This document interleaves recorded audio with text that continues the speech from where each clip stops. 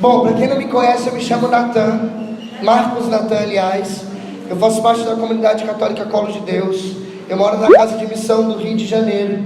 Eu sou missionário pela comunidade há uns meses, mas como missionário da Igreja Católica há uns quase 4 anos, para a glória de Deus.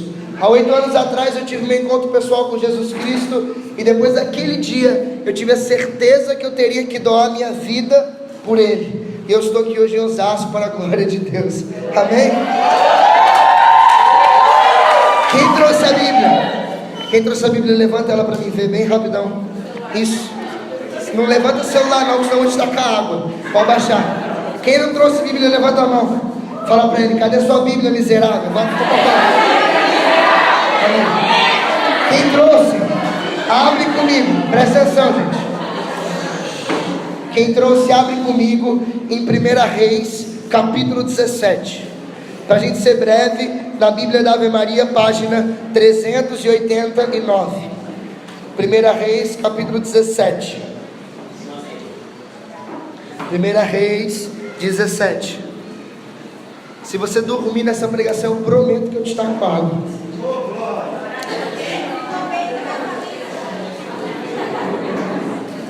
Amém?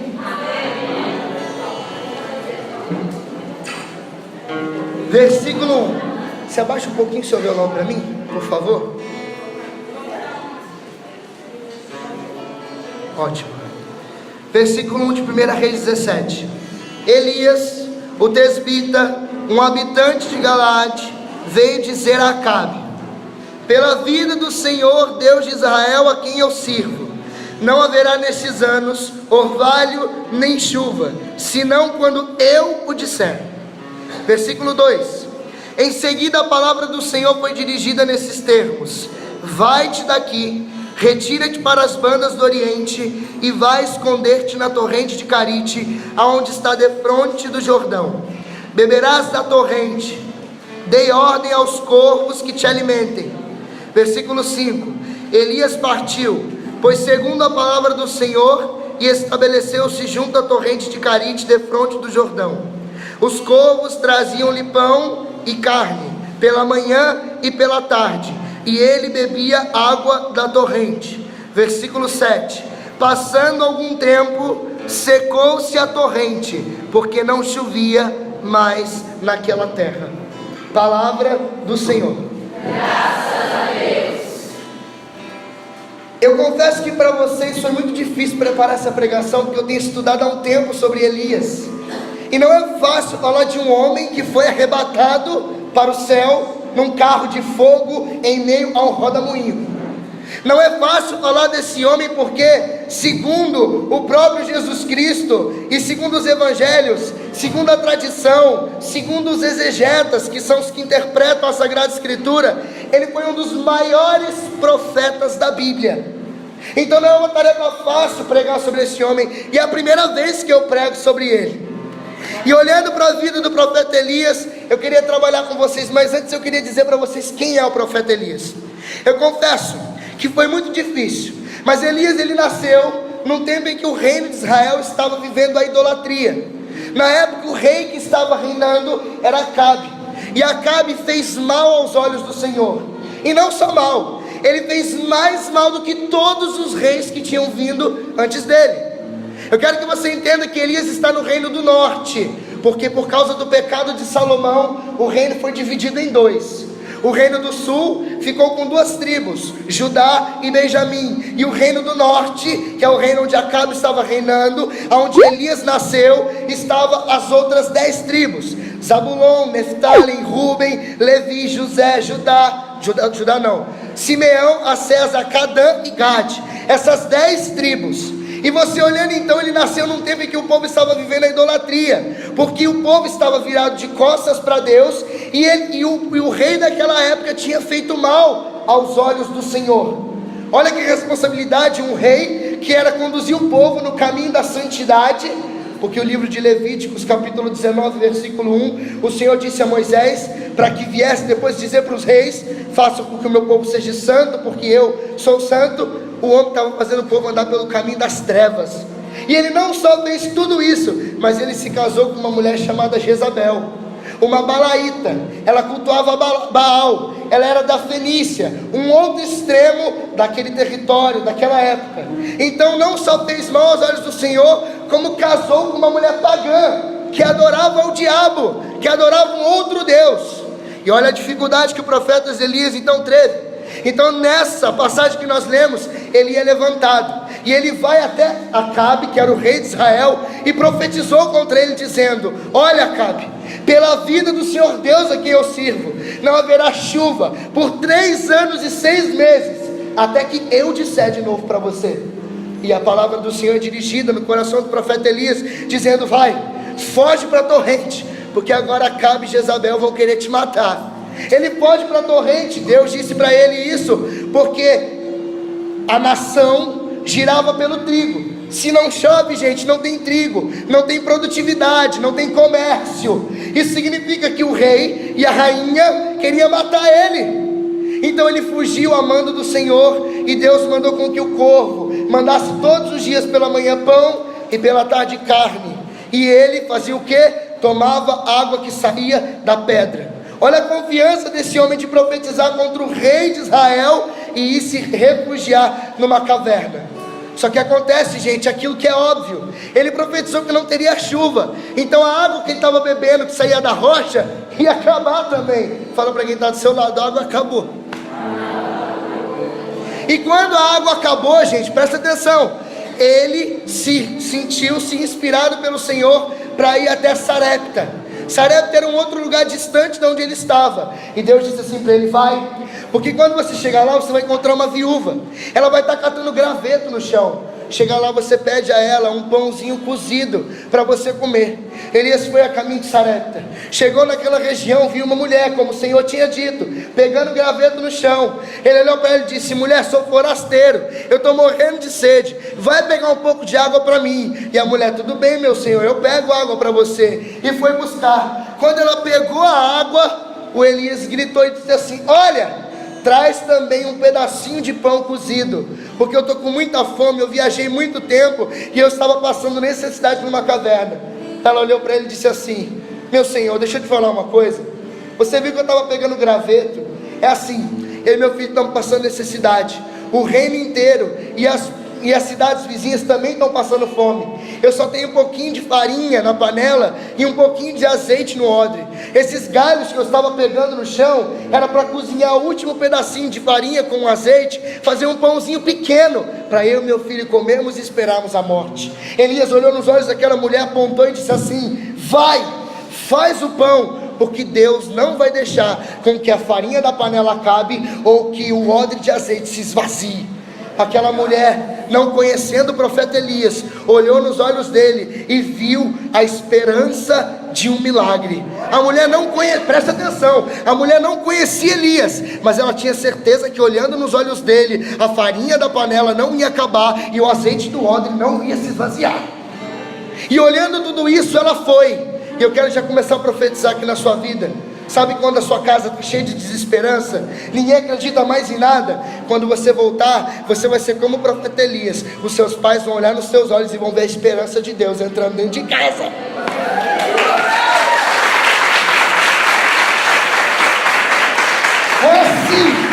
É assim que acontece com o homem de Deus. As pessoas podem não te conhecer, mas você vai estar passando na rua, ela vai olhar para você e vai dizer: eu preciso voltar para Deus, porque aquele olhar foi Jesus me chamando. Então ela foi e fez aquele pão, e o milagre aconteceu. Durante 3 anos e 6 meses, a farinha da panela não acabou, e o azeite do odre não se esvaziou. Aplaude esse milagre em nome de Jesus.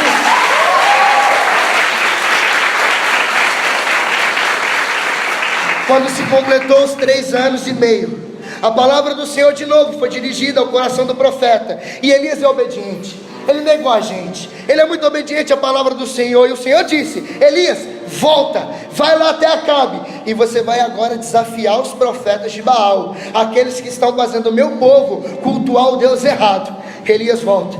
Chegando lá na terra onde estava Acabe, ele se encontra com Acabe, e Acabe, quando vê ele de longe, já começa: olha, Elias, Olha o perturbador de Israel chegando, parabéns. Elias olha na cara daquele infeliz e diz assim: meu querido, eu não sou o perturbador de Israel, você que é o perturbador de Israel, porque deixou de adorar o Deus verdadeiro para cultuar o Deus da tua mulher.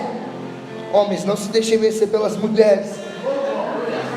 Presta atenção, Salomão caiu por causa de mulher, Davi caiu por causa de mulher, Acabe caiu por causa de mulher, Adão caiu por causa da mulher. Fala para as mulheres, fala para quem está do seu lado assim: mulher é uma bênção, irmão. Aleluia. É óbvio que se o homem não quisesse, ele não teria caído. O problema é que o charme da mulher nos conquista. Aleluia. E olhando então, toque esse violão, irmão, em nome de Jesus. E olhando então aquela situação, Elias convocou, dizendo a Acabe: olha, manda todo o povo subir o Monte Carmelo, porque Elias é de Nossa Senhora também. Sobe o Monte Carmelo, todo Israel, e manda lá 450 profetas de Baal e os 450 profetas de um outro deus pagão, Aserá. Manda eles todos lá, que eu vou desafiar eles na montanha. Quando ele estava subindo a caminho, o povo de Israel estava subindo junto com ele. Elias começou a dizer: até quando, seus bobos? Vocês vão ficar andando de muleta, carregados por esses falsos deuses? O nosso Deus que é poderoso, dizia Elias.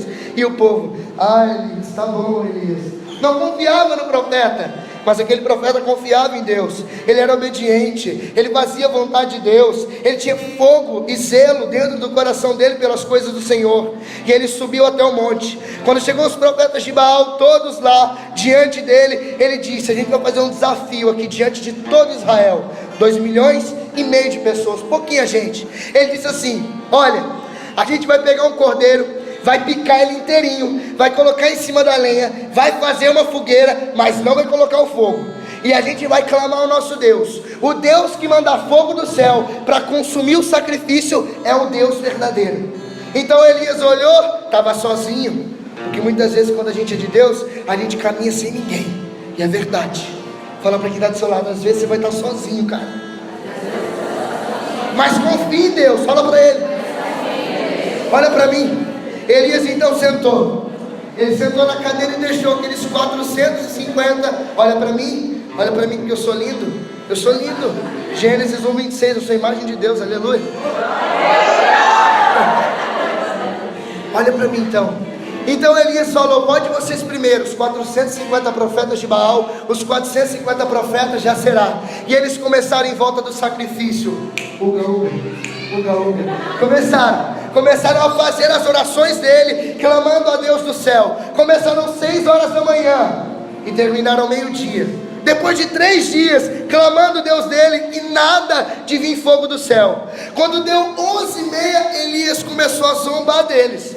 Olha, certamente Baal é um Deus verdadeiro, mas grita mais alto vocês, porque ele, como é muito ocupado, deve estar numa viagem de negócios. Elias começou a zombar dos profetas de Baal. Ou grita mais alto, porque ele deve estar dormindo, ele é um Deus cansado, ele trabalha muito para vocês. E Elias começou a zombar deles. E quando foi dando meio-dia, os profetas de Baal ficaram desesperados.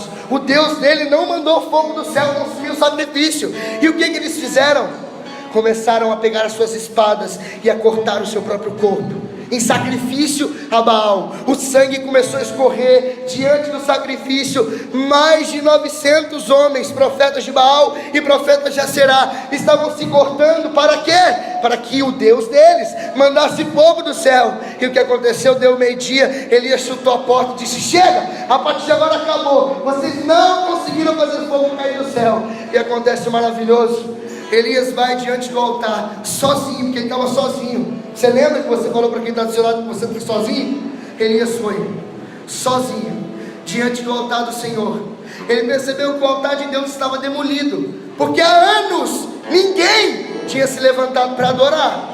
Há anos ninguém teve a coragem de fazer nada para o Deus de Israel. Abrindo parênteses, um Deus que tinha tirado o mesmo povo do Egito, que estava comendo as cebolas lá, e levou para uma terra prometida. Um Deus que levou o povo 40 anos no deserto, mandando pão cair do céu, galinha cair do céu para que eles se alimentassem no deserto. Um povo que Deus já tinha feito tanta coisa, e o povo tinha virado as costas para Deus. Elias então diz o texto sagrado, que ele pegou 12 pedras, que significa as 12 tribos de Israel, que eu disse o nome aqui para vocês no início da pregação, e começou a reconstruir o altar do Senhor. Quando ele construiu o altar, ele colocou o sacrifício picado em cima. Olha o que aconteceu, gente. Elias disse assim: cava um buraco em volta desse sacrifício, uma valeta redonda, e eles cavaram. Agora você traz 4 baldes de água e taque em volta e em cima desse cordeiro. E eles pegaram 4 baldes e jogaram balde de água, molhou o sacrifício, molhou a lenha.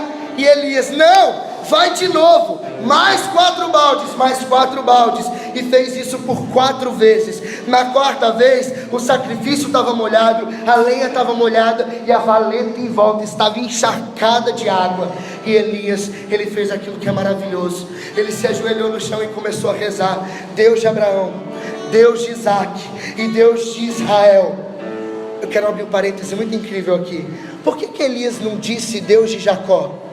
Porque Elias queria mostrar para aquele povo que o Deus que ia mandar fogo do céu era o Deus daquele povo, não é só o Deus de um homem.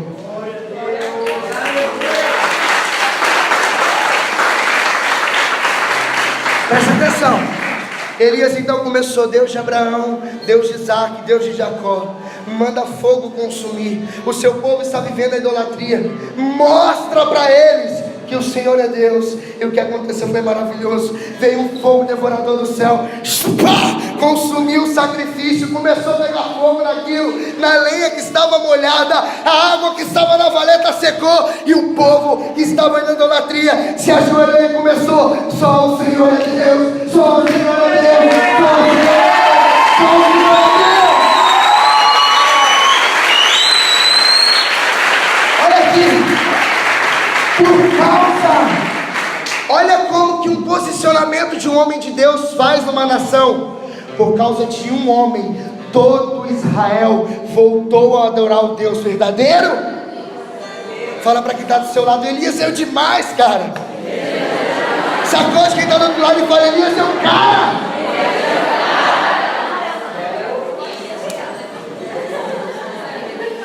Toca esse violão em nome de Jesus. E eu queria falar de 4 lições da vida de Elias.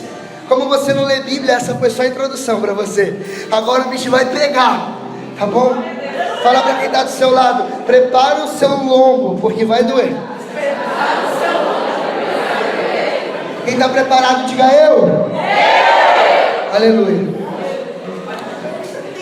O Joel me pediu uma pregação profética. Cadê ele? Aleluia. Primeira coisa, presta muita atenção, não conversa agora. Agora não existe amigo, amiga, namorado, namorada. Agora eu, você e Elias agora. Aleluia. Primeira coisa, posicionamento de Elias. Repete comigo: posicionamento de Elias. Posicionamento de Elias. Natal, o que é posicionamento? Eu quero dizer para você o seguinte: você foi chamado por Deus para fazer alguma coisa no reino de Deus.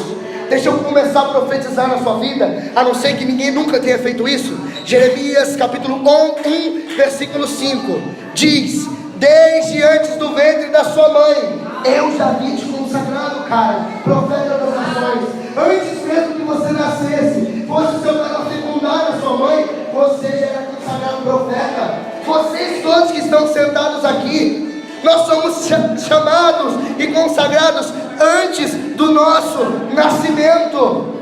Nós temos um chamado no reino de Deus, e é preciso se posicionar como Elias. Eu rezava para essa pregação e eu tinha uma emoção acerca disso. É o seguinte: o reino de Deus é como um campo de futebol.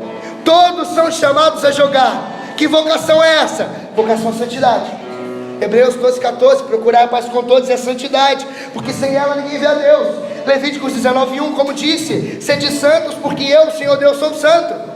Jesus dizendo, Mateus 5:48, sede perfeitos, porque o vosso Pai Celeste é perfeito. São Paulo, 1 Timóteo, aliás, 1 Tessalonicenses 5:17, essa é a vontade de Deus a vosso respeito, a vossa santificação. Então a primeira coisa, o reino de Deus sendo um campo de futebol, todos são chamados a jogar. Que vocação é essa? A vocação à santidade. Só que dentro de um campo de futebol existe o atacante, o zagueiro, o lateral, o meio-campo, o goleiro, cada um na sua posição. O posicionamento que Deus quer colocar você hoje é o posicionamento que Ele te chamou. Você precisa entender que você foi chamado a estar em algum lugar, a servir em algum lugar. Você não nasceu para fazer faculdade, enriquecer a sua busanfa de dinheiro, fazer uma faculdade, ser milionário, não. Você tem um chamado para ser santo e para também jogar na evangelização do reino de Deus.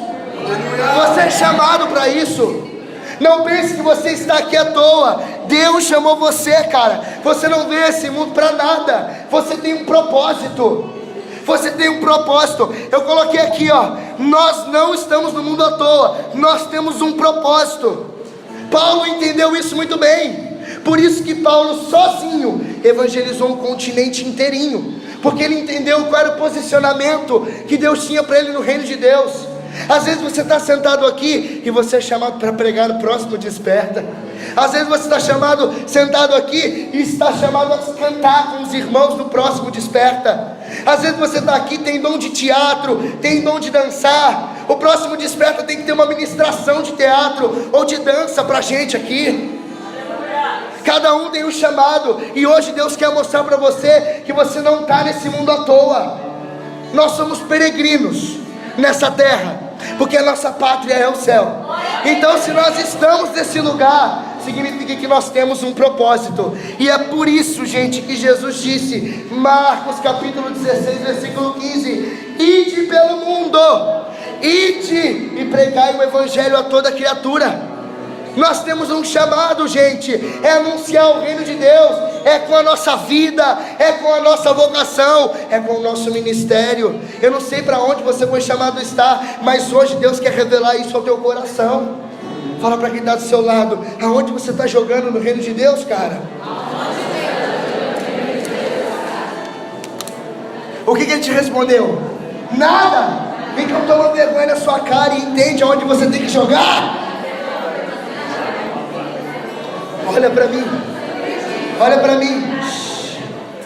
Não conversa.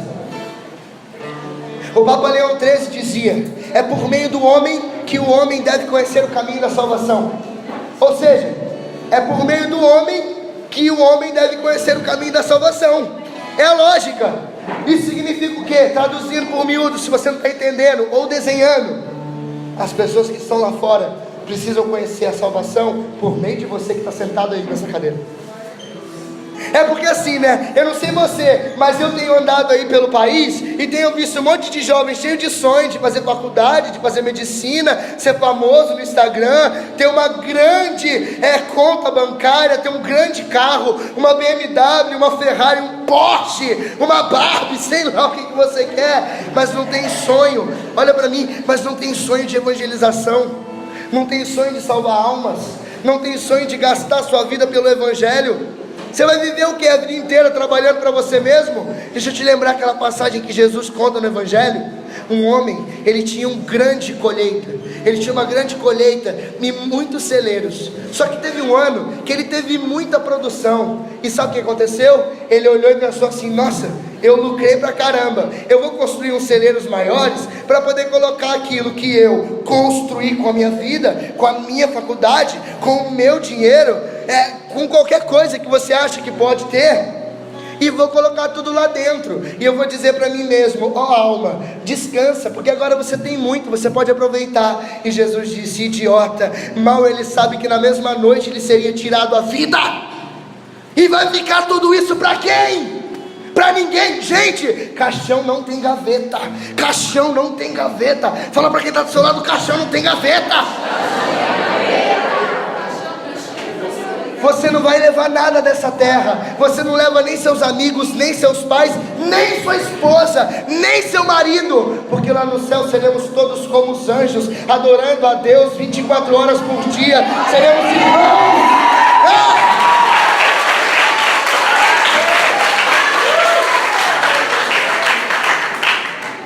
Eu poderia dizer até uma besteira aqui. Olha para mim, vou dizer uma besteira. Eu poderia até dizer que se Elias não tivesse se posicionado, Israel até hoje estaria na idolatria. Até hoje.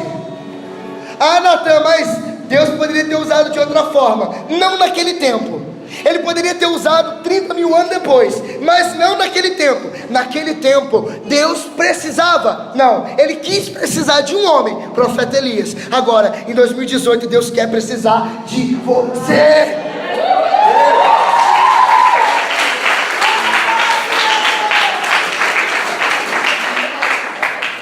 Olha só, tem trabalhos, tem coisas que você vai fazer. Olha só, um exemplo claro aqui agora, moção agora, da hora.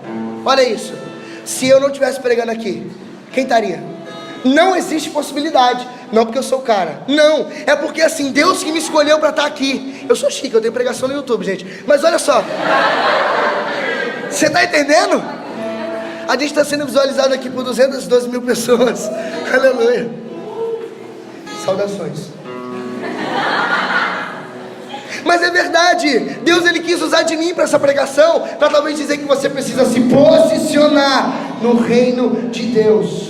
Bate no seu peito e fala: eu preciso descobrir aonde eu tenho que jogar, na evangelização. Sacode quem está do seu lado e fala: então toma vergonha na sua cara.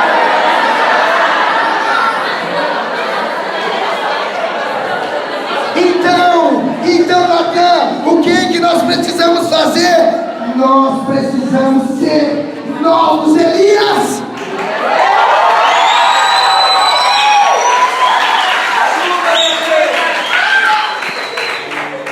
Primeira coisa, é preciso olhar para o posicionamento de Elias. Repete comigo: posicionamento. Segunda coisa, olha para mim, lembra que eu sou lindo. Segunda coisa, a obediência de Elias. Gente, Elias era obedientíssimo. Eu nunca deixei não, eu fingi. Obedientíssimo a Deus.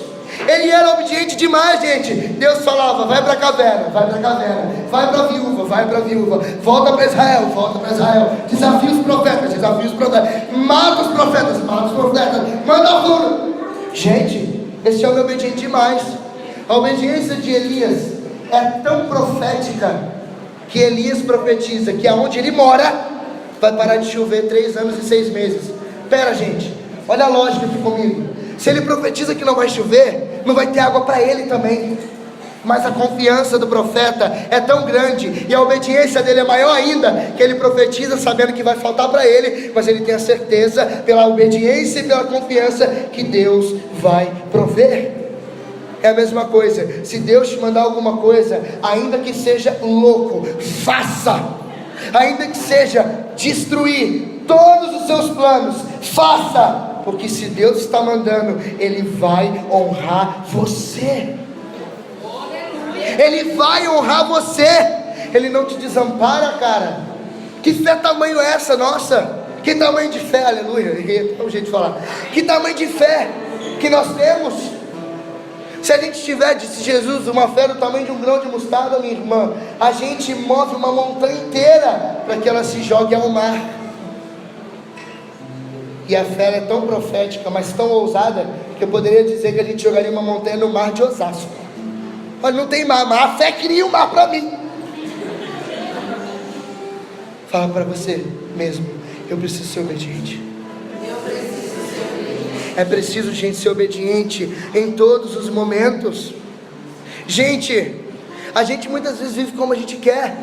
A gente não vive segundo a palavra de Deus, segundo os mandamentos. Quem aqui sabe quais são os 10 mandamentos? Se eu perguntar de qual é salteado, de trás para frente, de frente para trás, poucas pessoas, talvez aqui 5% das pessoas que aqui estão. Se eu perguntar qual é o 4º mandamento, quem sabe responder? Ninguém, gente, que vergonha. O mandamento que tem promessa: honrar pai e mãe, terá longa vida. Gente, presta atenção nisso. Nós temos sido obedientes a essa palavra aqui, ó, que como você percebeu, eu como com arroz e feijão. É porque assim, ele tem que ser obediente. Mas para amar Deus e para viver a obediência, tem que saber o que ele está falando. Você nem Bíblia trouxe para esse encontro. Que vergonha de você. Ah, Natan, minha primeira vez, tudo bem, tem um desconto. Mas para quem já é da igreja, safado. Olha isso, gente. A gente não é obediente aos mandamentos. O 6º mandamento qual é?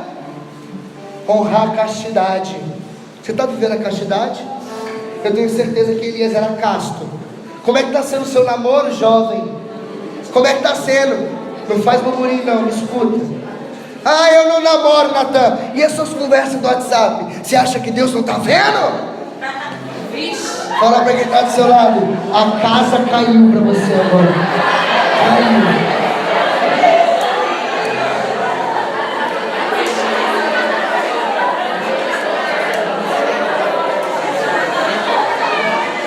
Gente, olha para mim. A obediência, a desobediência só nos leva para o poço. Quer um exemplo, irmão? Jonas, gente. Deus mandou ele para ele. Ele foi para Tarsis. De Tarsis, foi para dentro de um navio. De um navio, foi para um porão. De um porão, foi jogado ao mar. Quando foi jogado ao mar, foi engolido por um peixe. Gente, a pessoa que desobedece a Deus só desce. Se a sua vida está de ponta cabeça, se você tudo dá errado para você, o relacionamento está dando errado, é que você está desobedecendo a Deus. Ah, eu estou namorando, ele me trai, ele é ciumento demais, ou você não consegue ser tão ciumenta, não ser tão ciumenta. Alguma coisa está errada. Vocês estão sendo castos no namoro? Como é que está a vida de vocês? Obediência a Deus. Elias era obediente acima de tudo e de todos, porque ele queria em primeiro lugar agradar a Deus de Israel. E o nosso desejo tem que ser agradar ao nosso Senhor Jesus Cristo, ao Deus de Israel, ao Espírito Santo, para que a nossa vida seja uma vida feliz. Porque quem vive na desobediência vive na tristeza. Obediência, gente. Nós precisamos viver assim. Não é fácil viver obediente a Deus, não. É muito difícil. Mas o santo, como dizia São João Paulo II, não é aquele que não peca, não. Mas é aquele que cai, levanta. Cai e levanta. São Bernardo de Claraval dizia: o monge entra no mosteiro para cair e levantar. Cair e levantar. Cair e levantar. E no final da vida ele cai, Jesus levanta e leva ele para morar no céu por toda a eternidade. Viva Jesus Cristo!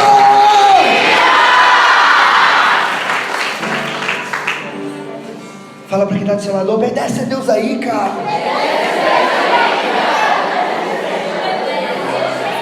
Terceira coisa. Nossa, gente, eu só preguei 32 minutos. Meu Deus. Terceira coisa, presta atenção que agora. Postura. Tira a perninha. Castidade em todos os momentos. Seja santo, querido. Não briga, não ri, não é assim, gente. Não briguei com ele, não. Terceira coisa, adoração. Vamos lá, vamos repetir do começo. Primeira coisa, posicionamento de Elias. Segunda coisa, obediência de Elias. Terceira coisa, repete comigo: a adoração incessante do profeta Elias. Primeira coisa, incessante significa todo tempo, ok? Por isso que São Paulo diz em 1 Tessalonicenses 5,17: orai sem cessar. E eu quero falar de 3 aspectos de adoração. A primeira adoração, Elias adorava sozinho enquanto o povo estava na idolatria. Presta atenção. Quantas vezes que nós que estamos na casa de Deus, que nós que queremos um algo a mais, precisamos de um incentivo para adorar. Ah, eu estou aqui, mas se ninguém me chamar, me mandar uma mensagem para ir para o desperto, eu não vou. Preciso de um incentivo. Para quê? O incentivo é nosso Senhor Jesus Cristo, gente. O incentivo tem que ser Ele. Elias adorava sozinho. Estava todo mundo, irmã, na idolatria. Todo mundo vivendo no pecado. Elias teve a coragem, presta atenção em mim, não se distraia. Elias adorava sozinho. Muitas vezes vai parecer que não tem ninguém com você. Quando seus amigos, o povo da igreja, todo mundo vai embora. é aí que você tem que adorar. É o primeiro aspecto da adoração. É uma adoração madura, que você não depende de quem está do seu lado para rezar. Você não depende de quem está do seu lado para ir à Santa Missa. Você não depende de quem está do seu lado para se confessar, para rezar o terço, para ler a Bíblia.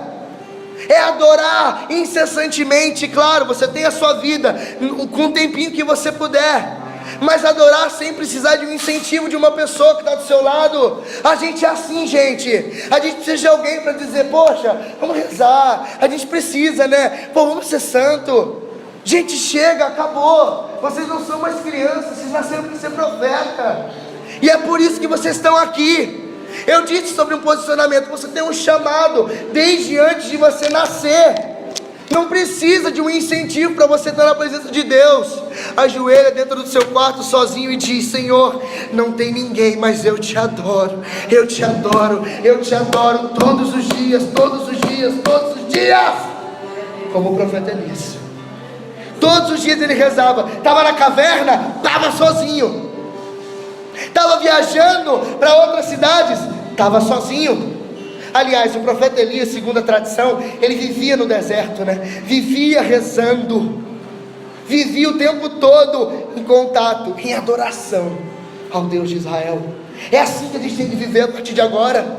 A adoração de Elias produziu fruto. Quer um exemplo? Eu não continuei contando a história dele, mas é assim: quando o povo se ajoelhou e começou a dizer: só o Senhor é Deus, só o Senhor é Deus, Elias foi para o Monte Moriá. Ele foi rezar a Deus pedindo chuva, porque assim, ele destruiu os profetas de Baal, mas a chuva ainda não tinha voltado.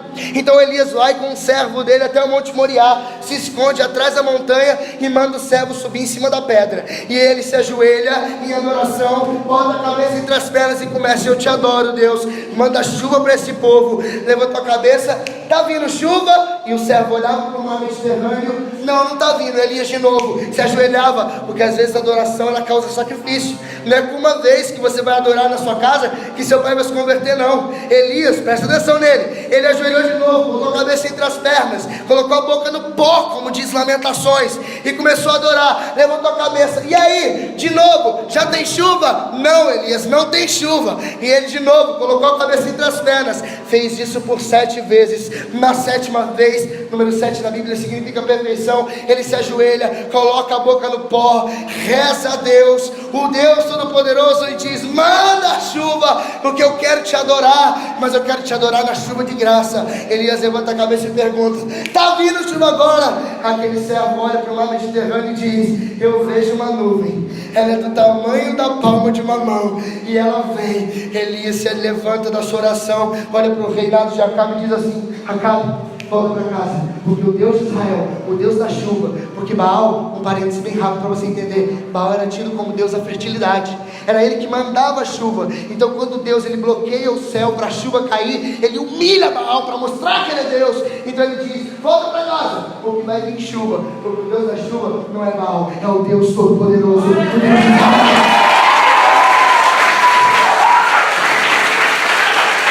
Deixa eu te contar uma coisa. São Bernardo de Claraval, São Torberto Magno, eles dizem que essa nuvem é Nossa Senhora. A nuvem que vem com uma chuva de graça, como ela que tem a graça para nos lavar do pecado, que é Jesus. Diz os santos da igreja, a tradição, que aquela nuvenzinha do tamanho da palma de uma mão, que vem do mar Mediterrâneo, ela é a Virgem Maria. Elias então, ele não viu uma chuvinha qualquer, ele viu uma chuva mandada pela mãe de nosso Senhor Jesus Cristo. Isso significa o quê? Sua adoração não está dando certo, você está adorando sozinho, chama Nossa Senhora que ela vem adorar com você.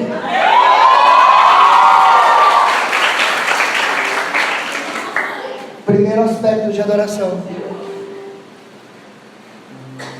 adorava sozinho enquanto o povo estava na idolatria. Segunda coisa, segundo aspecto dessa adoração incessante do profeta Elias: adorava porque tinha intimidade com Deus. Ah, meu Deus, adoração significa consumir-se, gente.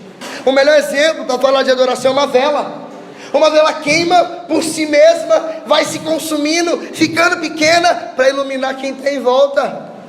Eu vou te falar uma coisa aqui muito séria: adoração não é, repito, não é, eu estou gritando de verdade, não é um serviço que nós prestamos a Deus. Não é, eu tenho que adorar Ele porque Ele precisa, né? Não, Ele não precisa. Nós temos os serafins que adoram a Deus 24 horas. Nós não adoramos a Deus porque Ele precisa, mas porque nós precisamos adorar a Deus, porque senão nós não iremos aguentar. Adoração não é o que você, Deus, eu estou te devolvendo aquilo que o Senhor fez de bom na minha vida, então eu vou te adorar um pouquinho. Não é assim. A adoração é devolver a Deus aquilo que é dele por direito. Se você não fizer, tem gente que faça por você, mas entenda, você adora porque precisa. E segundo, porque Deus, Ele quer uma coisa, que você se relacione com Ele. Se a segunda coisa é adorava porque Ele tinha intimidade com Deus, significa que Deus, Ele quer que nós tenhamos um relacionamento com Ele. Fala para quem está do seu lado: relacionamento.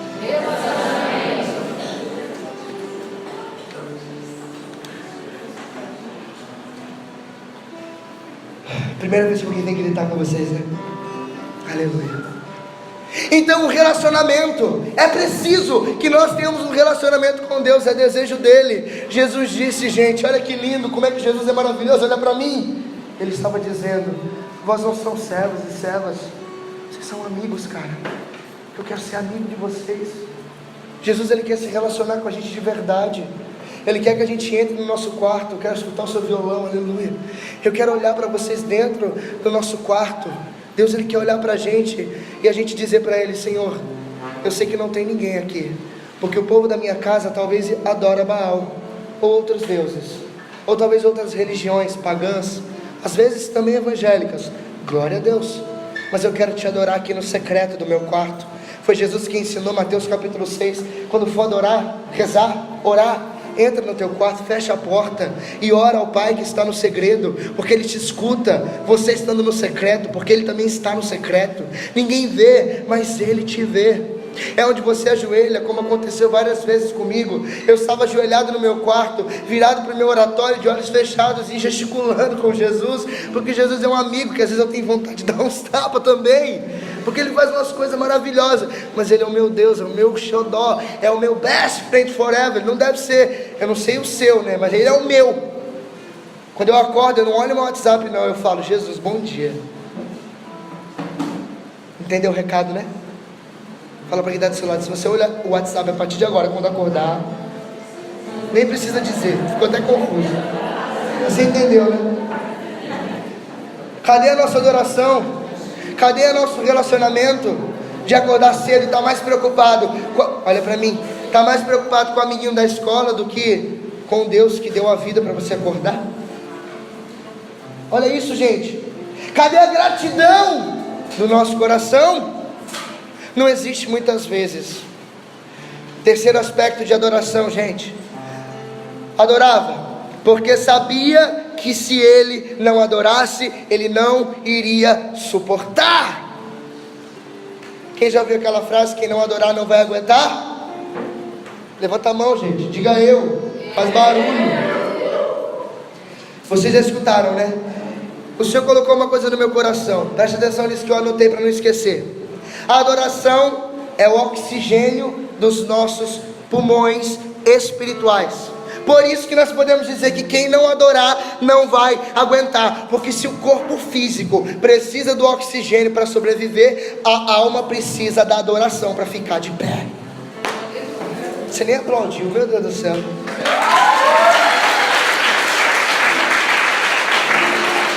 Eu vou repetir para ver se você faz barulho, ou está com a água em você, alguma coisa. A adoração é o oxigênio dos nossos pulmões espirituais, gente.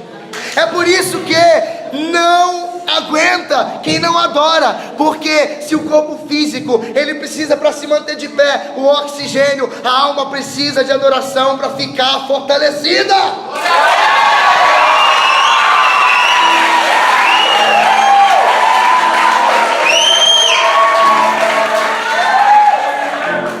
Nós precisamos adorar. É o Monsenhor Jonas Abib, é o Padre Léo, é o Padre Roger, é o Hugo da Cola de Deus, é o Natan também aqui dizendo: quem não adorar não vai aguentar.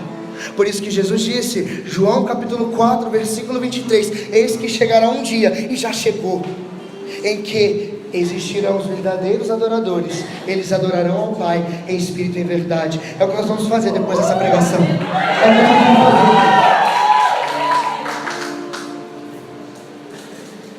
Quarta e última coisa, Elias era um modelo a ser seguido. Vamos do começo? Posicionamento de Elias. Obediência de Elias. Eu estou ouvindo sua voz. Obediência de Elias. Vocês falaram tão bonito que eu vou começar de novo. Posicionamento de Elias. Obediência de Elias. Adoração de Elias. E a última coisa, Elias, modelo a ser seguido. Aleluia. Como era a vida de Elias, Natan? Elias não era igual a todo mundo, não. Ele era diferenciado. Elias se vestia com pele de carneiro, pele de animal. Como João Batista, ele bebia mel e comia gafanhotos, animais silvestres. Olha só como é que era a vida desse homem diferenciada. Isso significa que nós não somos iguais a todo mundo. Nós, como Elias, gente, precisamos ser modelo a ser seguido. Aí deixa eu começar a pegar no seu pé pesado mesmo. Elias não vai para balada não, viu? Elias não enche a cara de cachaça não, viu? Elias não vai para social, onde todo mundo é pagão e fica falando um monte de coisa que não presta. Elias não vive desse jeito. Nós somos agora Elias, cara. Deus te chama. Não é o Natan não. Não é o Natan que chama você não. É o Deus que está lá em cima. É preciso ser diferente, gente. Diferente. Elias era diferenciado. Não bebia, segundo a escritura, nem vinho, nem cerveja, nem licor, nem bebida fermentada.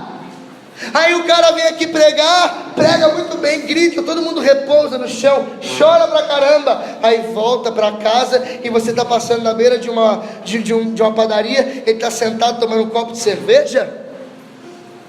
Que modelo a ser seguido é esse? Não é exemplo para ninguém. É verdade, está cheio de gente aí assim, e nós precisamos ser diferente, porque Deus quer nos levantar como Elias nessa geração, cara. É preciso ser diferente. Nós não somos iguais a todo mundo. A gente tem que ser modelo de santidade.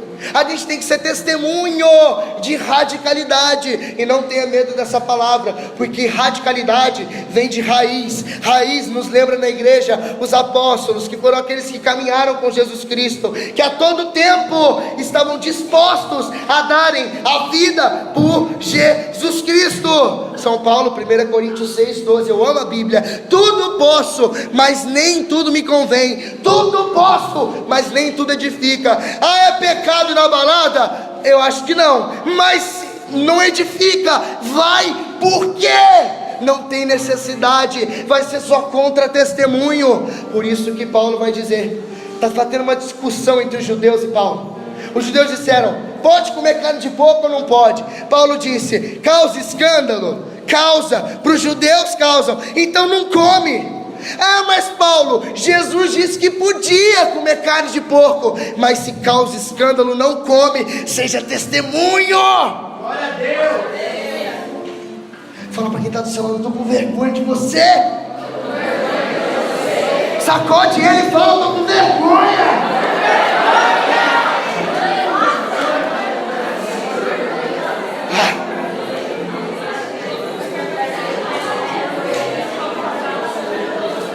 Eu vou repetir isso de novo, olha para mim, cara, nós, olha para mim, nós não somos iguais a todo mundo.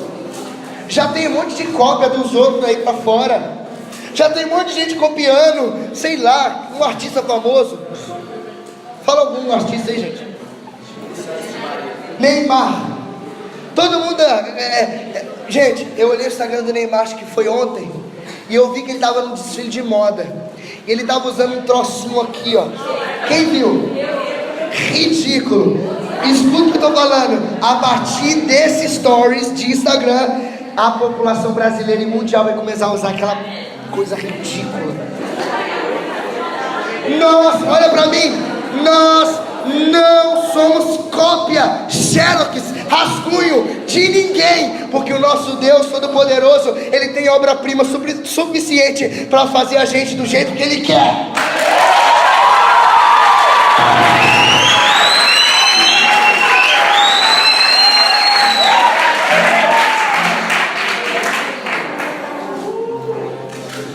Fala para quem está do seu lado, esse é o nosso Deus, cara. Esse é o nosso Deus.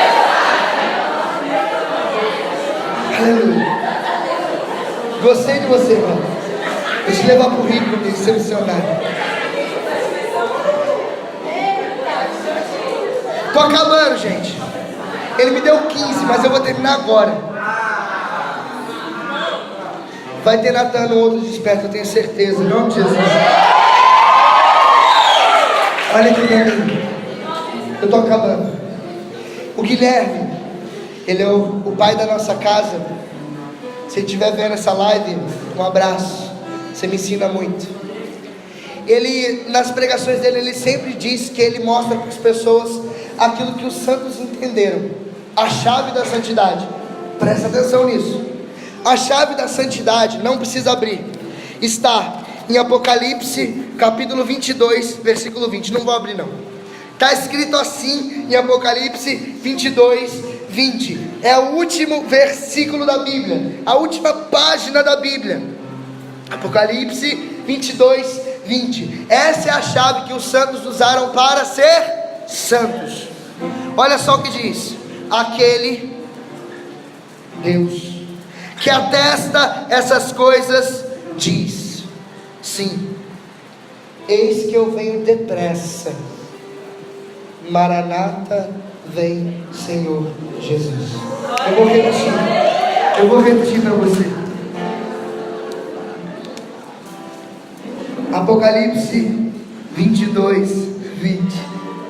Aquele que atesta essas coisas diz: sim, eis que venho depressa. Maranata, vem Senhor Jesus.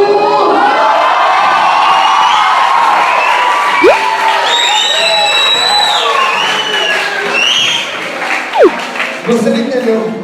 Vou explicar para você.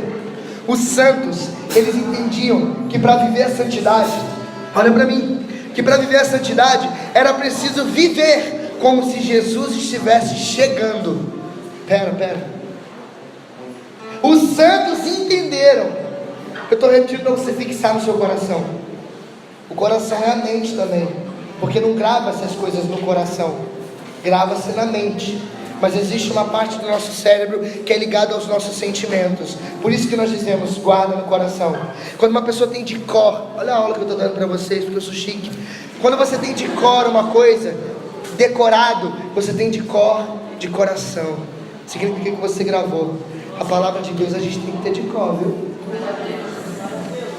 A arte então dos santos era essa: viver como se Jesus estivesse chegando. Se você quando levantar e pensar, Jesus está chegando, talvez Ele esteja sentado na sua mesa tomando café, você não pega o seu WhatsApp para responder a mensagem, você se coloca de joelhos e Ele vem da sala ou da cozinha para encontrar você.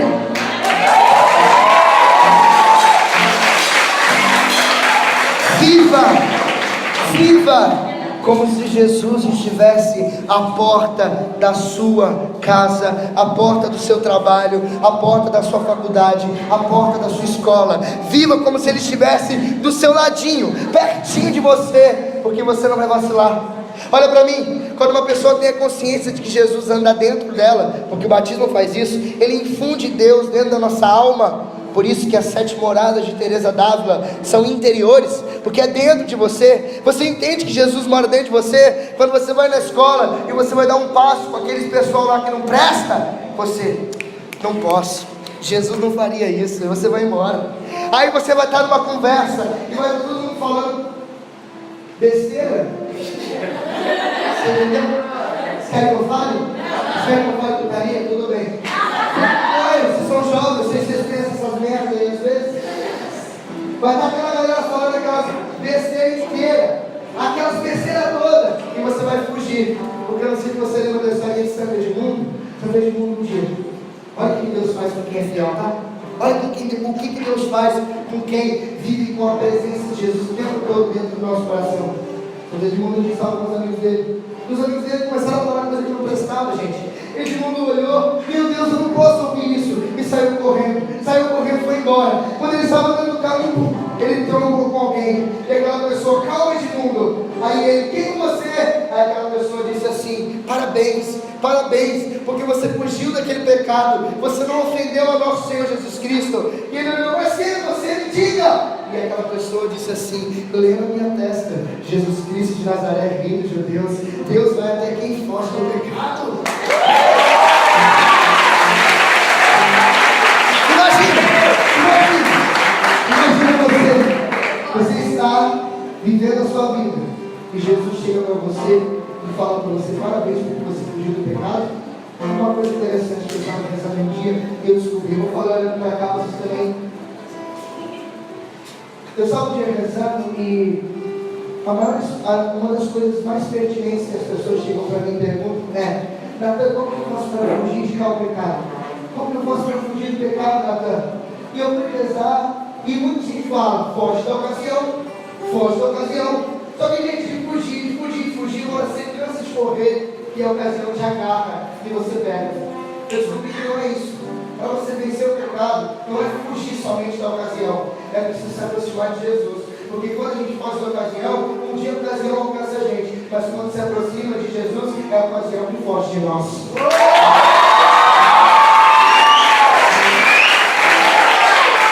Chega!